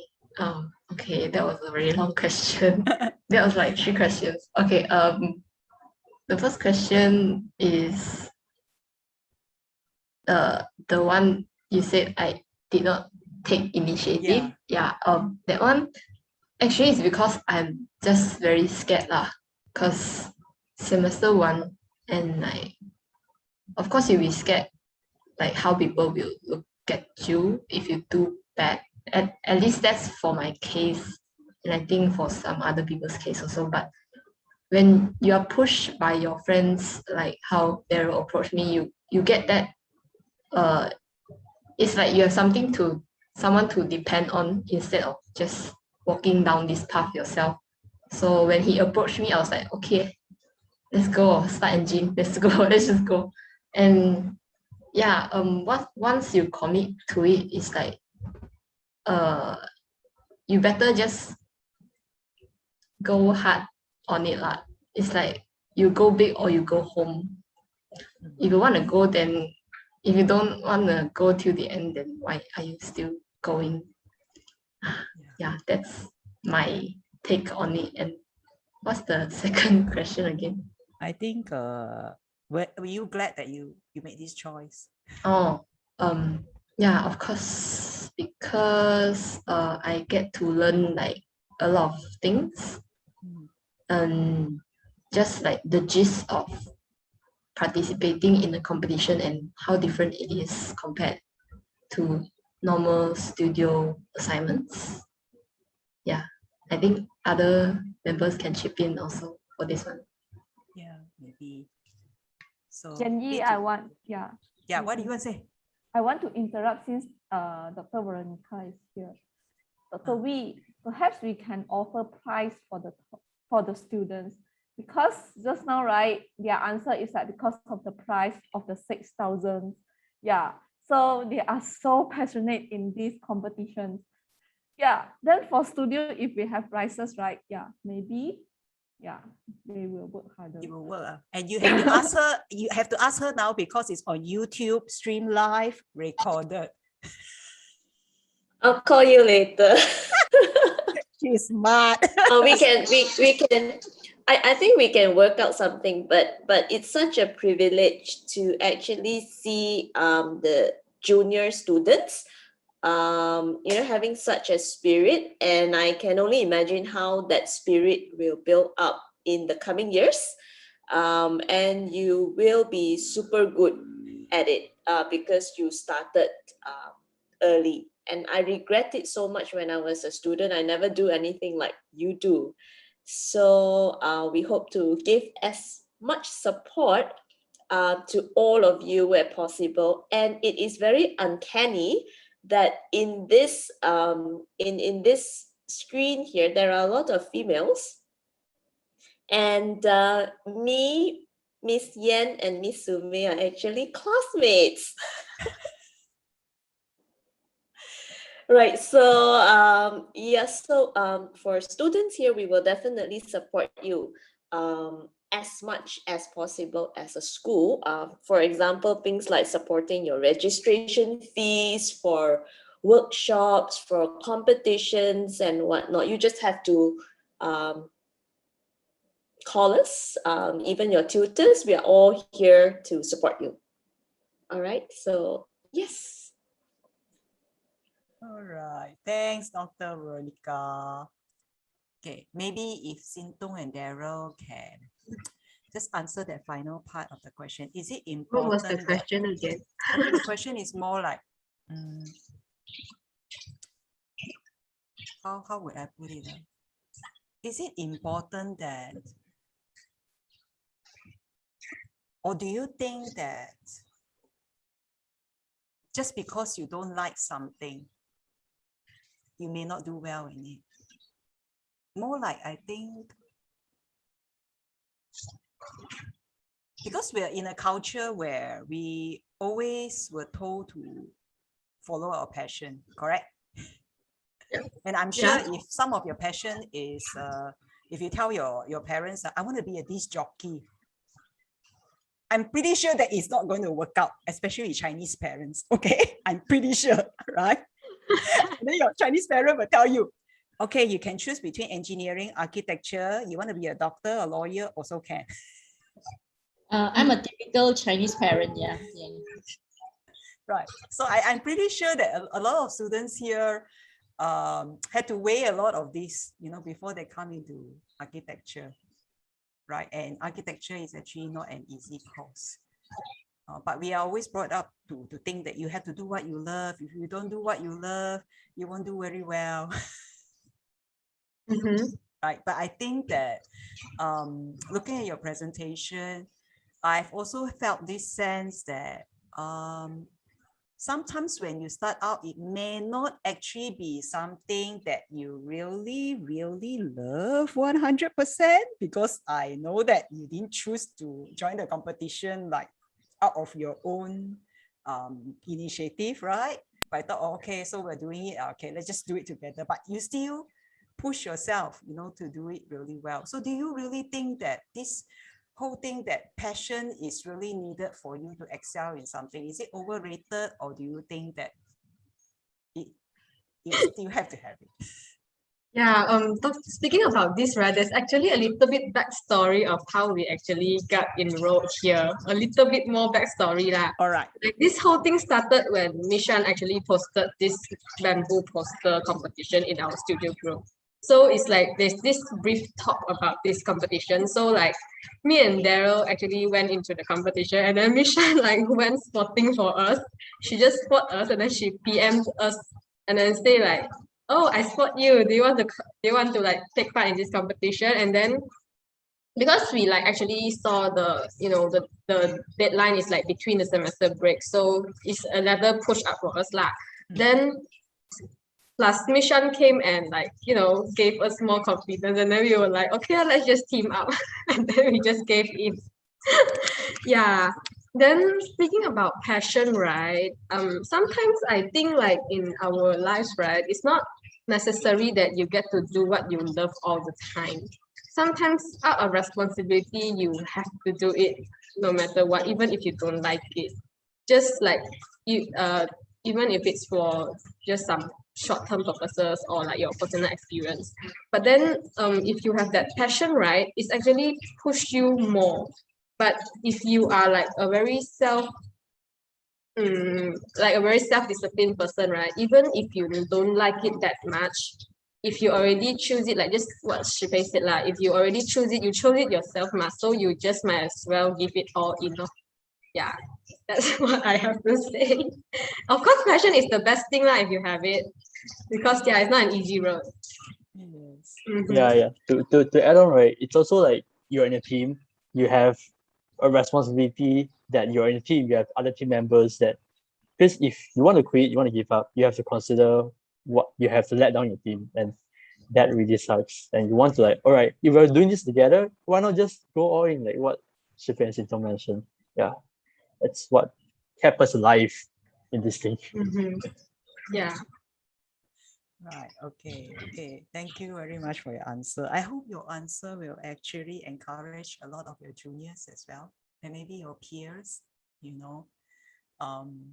because I often tell my students, I say, when I live to this age, I will say this one thing. Sometimes you just got to do what you got to do, and, you don't have to think too much. And sometimes maybe you start out with not really 100% in love with something, but if you really, really work hard at it, then you will discover that, hey, this is not so bad. I think I enjoy this, and I can do very well in this, right? Okay, so that concludes our presentation for tonight. And I wondered if we actually have any questions for the presenters. I actually sent a Mentimeter out, but then there is actually no question. But we can devote like maybe 5 or 10 minutes to Q&A session from the general public. So if you would like to ask them questions, any presenter at all, you can unmute your mic and you can ask the question, or you can type it into the chat box.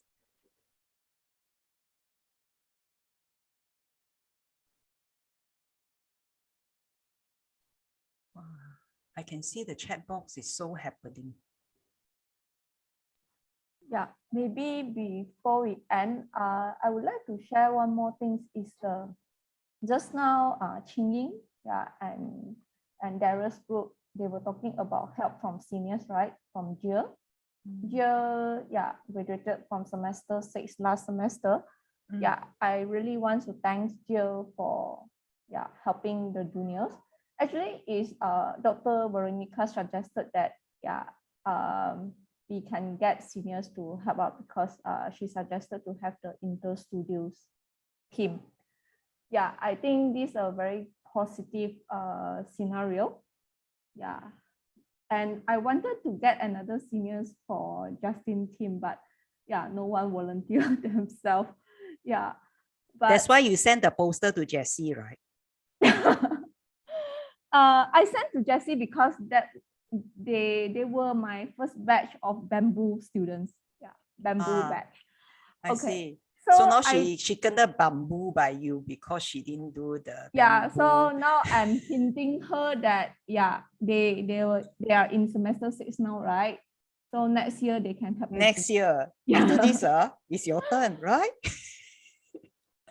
So I think these are very positive things that we can continue it, for the other projects.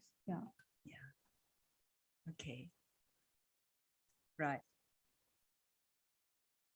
Okay. So that concludes our BUAL session tonight, right? We would like to thank all our audiences for staying with us until the very, very end. I realize that it is really late now. It's actually 10:30 p.m. past bedtime for some people. Some people like me, okay, I'm not that young anymore. Okay, so past bedtime for me, okay, not for others, okay. Right. So we would like to thank all the presenters, and I think you did a very, very good job. I'm very happy with it. Okay, and I'm very proud of you. Even though we didn't win the first prize, I really enjoyed the whole process, and I think that it's because you put in so much passion into it. suddenly made me feel that, oh, I think I better buckle up and make sure I really tutor you properly. Okay. Yeah, that's why I was so mean. That's one of the reasons why. Okay.